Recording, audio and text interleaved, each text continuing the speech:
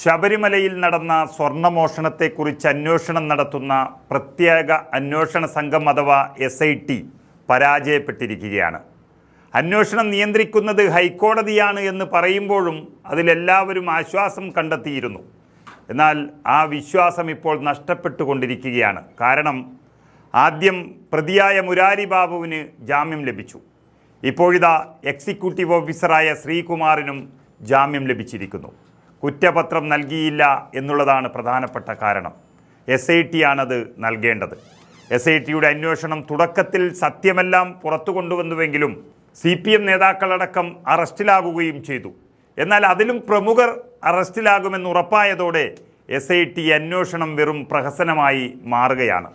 യഥാർത്ഥ സത്യം പുറത്തു വരാതെ നിൽക്കുന്നതോടെ CPMനും അവരെ സഹായിക്കുന്ന BJPക്കും കള്ളത്തരങ്ങൾ വിളിച്ചു പറയാനുള്ള ഒരു അവസരമായി ഇത് മാറുകയാണ്. സത്യം മുഴുവൻ നശിപ്പിക്കാനും കോൺഗ്രസിനെതിരെ കള്ളം പറഞ്ഞ് പരത്താനുമുള്ള ഒരു അവസരം ഉണ്ടാക്കിക്കൊടുത്ത SITക്കെതിരെ കോൺഗ്രസിൻ്റെയും UDFൻ്റെയും അതിശക്തമായ ഒരു തിരിച്ചടിയാണ് ഇനി വരാൻ പോകുന്നത്. അതായത് കോൺഗ്രസ് വക്താവ് രാജു P. നായരുടെ ഈ വാക്കുകൾ നമുക്ക് കേൾക്കാം.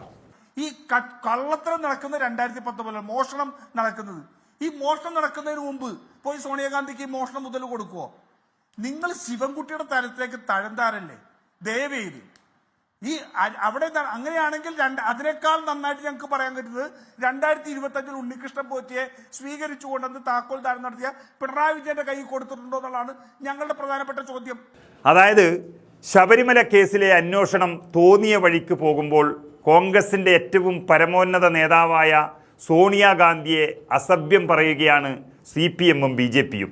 അത് നോക്കി നിൽക്കാൻ കഴിയില്ല എന്ന സൂചന കഴിഞ്ഞ ദിവസം തന്നെ പ്രതിപക്ഷ നേതാവ് VD സതീശൻ നൽകിയിട്ടുണ്ട്. അതാണ് വളരെ വ്യക്തമായി പറഞ്ഞിരിക്കുന്നത്.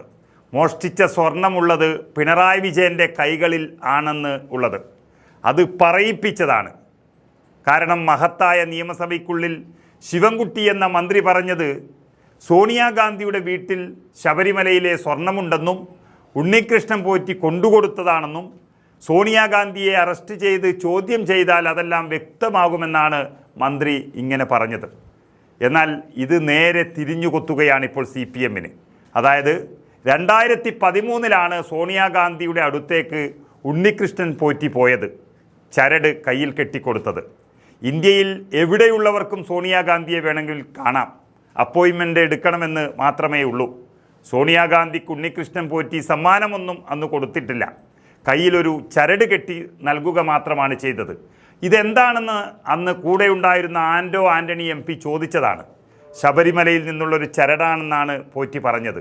പോറ്റി അന്ന് ശബരിമല കീഴ്ശാന്തിയോ മറ്റോ ആയിരുന്നു. എന്നാൽ ആ സംഭവത്തിന് ശേഷം ഉണ്ണികൃഷ്ണൻ പോറ്റിയെ സോണിയാഗാന്ധി കണ്ടിട്ടില്ല.